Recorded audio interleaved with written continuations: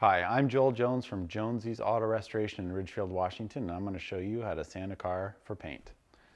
So this truck bed right here has already been sanded with a lot of really coarse grits.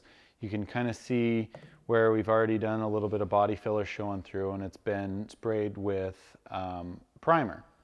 So when you're prepping a car for paint, you want to use your coarser grits like your 80-120 grits to make the panels flat using blocking techniques and stuff like that, which you can see information on those in different videos.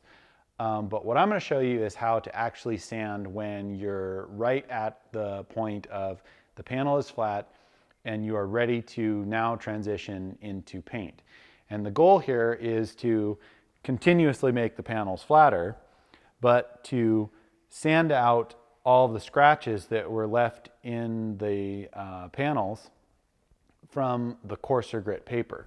So generally speaking, if you're going to do a solid color, you need to sand all the way through the grits to 400, which means like 120, 220, 320, and then 400. And anything over 320, I recommend using a wet sand. Doesn't clog the paper, produces a little bit better sanding environment, and then also it makes the panel shiny when it gets wet, so you can actually see whether or not it's flat. So when you're sanding this, I'm going to be sanding with 320 with a block. You always use a block. You never use your hand for reasons that you can see in other videos. But you want to sand in a crisscross pattern using even pressure.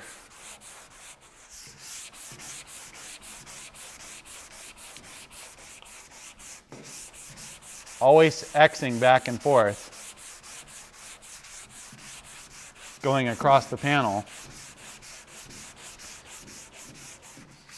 And normally I'd be wearing a dust mask, but because this video is so short and I'm not going to be sanding very much, we're just going to do it. And so you can see the sand scratches produced even by the 320 are noticeable. And if you're going to be spraying with a metallic, you need to go a little bit finer. I'd say about a 500 wet is what you need to sand. And then it's also a really good idea to let your primers sit for a week or so to allow them to shrink and allow the fillers to shrink, because if you don't do that, then the primers will shrink down into the sand scratches and you'll get actual sand scratches that start to show through later on. And that's how you sand a car right before paint.